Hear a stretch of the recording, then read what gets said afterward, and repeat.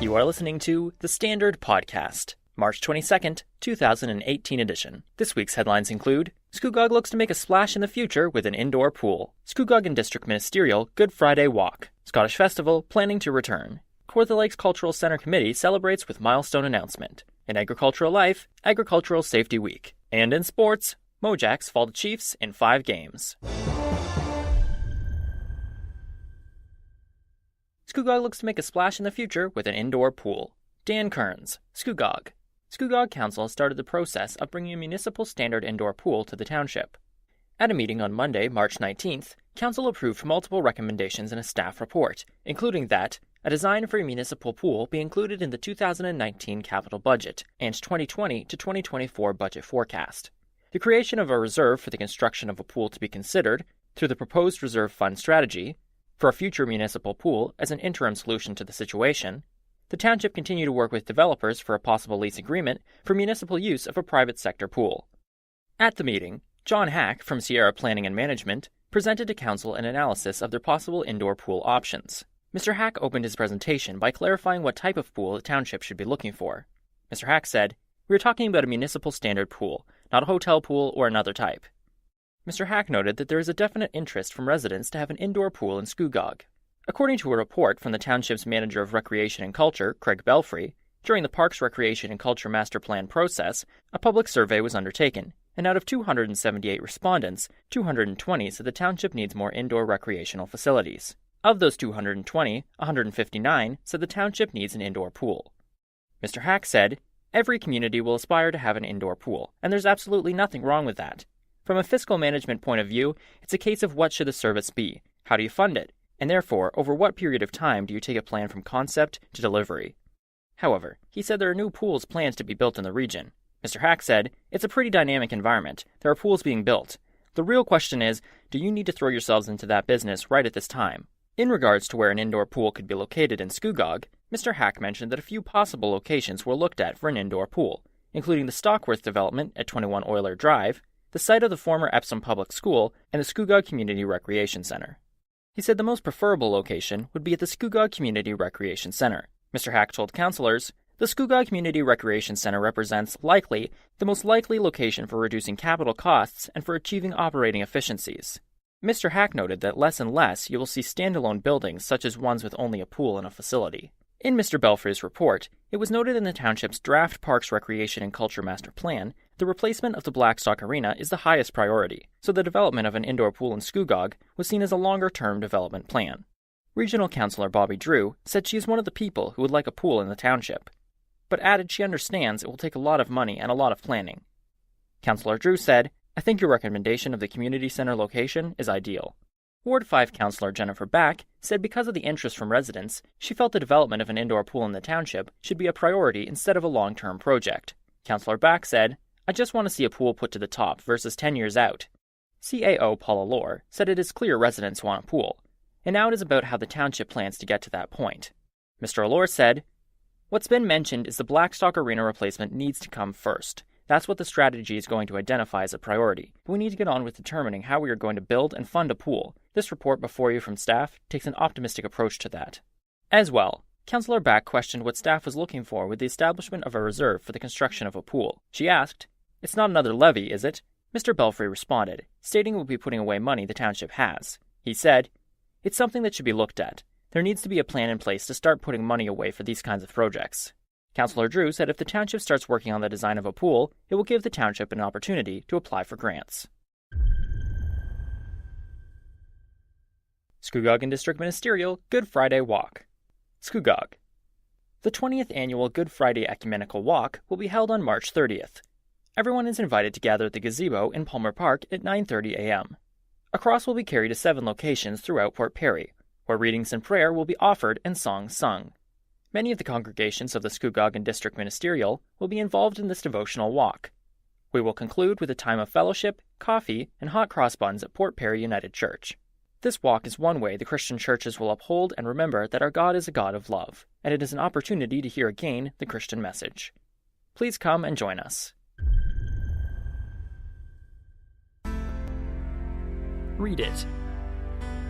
Hear it. See it. Know it. The Standard, the local newspaper that covers North Durham and the Kawarthas. Want to grow your business? Want to see and hear what everyone is talking about? Just say yes. Call now, 905-985-6985. Or just listen.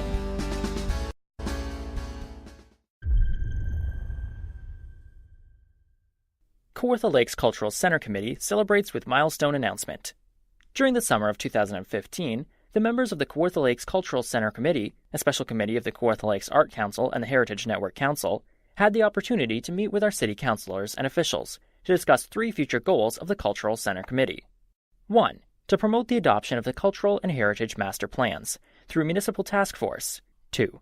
To ensure a permanent Arts, Culture, and Heritage Development Officer position in economic development. 3. To explore the feasibility of a shared cultural center. As of June 2016, the Cultural Center Committee's first 2 goals were met, and now, as we move forward into 2018, the committee has an announcement regarding their 3rd goal, and they would like to invite you as they share their exciting news with our community. The announcement will be made on Thursday, March 29th at 7 p.m. The meeting is to be held at Mackey Celebrations, Inc., 35 Lindsay Street North, Lindsay. For more information, please contact Susan Taylor at board@kawarthagallery.com. Agriculture Life. Agricultural Safety Week. Sam Odrowski.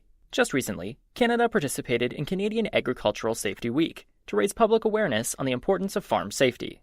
The annual Safety Week took place from March 11th to 17th and aims to provide families of farmers and producers with the information required to stay safe on their farm or ranch. Information relating to stress was one of the main focuses for Canadian Agricultural Safety Week, CASW. 1 in 5 farmers consider themselves very stressed, and nearly half describe themselves as somewhat stressed. There are a lot of stressors associated with farm life, such as adverse weather, working long hours, and unexpected problems. Stress affects a person's mental health and emotional well-being, so being aware of the signs and symptoms of stress is important. Some physical stress symptoms include headaches, stomach problems, chest pain, fatigue, rapid heartbeat, teeth grinding, and clenching. Emotional stress can be shown by an increase in angry blow-ups, frustration, low self-esteem, depression, and anxiety. Behavior stress symptoms include overeating, increased use of substances, smoking, changes in sleep, forgetfulness, and short temper. One of the best strategies for fighting stress from farm life is by talking it out. Talking to a trusted friend, counselor, or other professionals can help reduce stress and even assist a person in developing a strategy to deal with their stressors. Long-term problems on the farm left unresolved can often lead to long-lasting stress.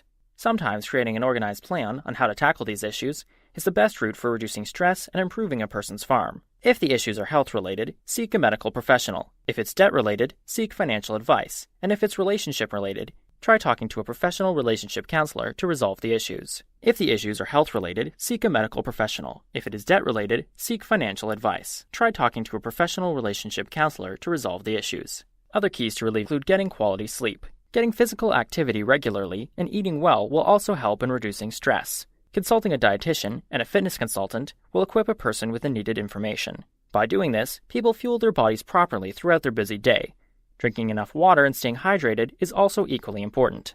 A lot of stress management strategies are more easily said than done, but a person's health needs to come before their farm. A person can't look after their farm without first looking after themselves. For more farm safety tips, visit the CASW website at www.agsafetyweek.ca. Technical foul. North Durham Sports. MoJacks fall to Chiefs in 5 games. Dan Kearns, Scugog.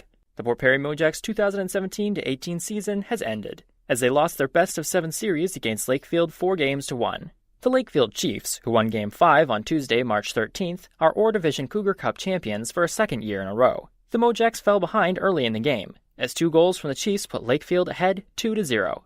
However, almost 12.5 minutes into the first period, Josh Dixon scored, cutting the Chiefs' lead in half. But before the period was finished, the Chiefs found the back of the net again and led 3-1 after 20 minutes of play. The Chiefs struck twice more in the third period and won the game by a final score of 5-1, ending the MoJacks season. MoJacks captain Graham Lammers finished the playoffs with 17 goals and 23 points. For more local news, visit www.thestandardnewspaper.ca. The Standard Podcast was produced by Greenstream Studio. Visit www.greenstreamstudio.ca for all your multimedia production needs.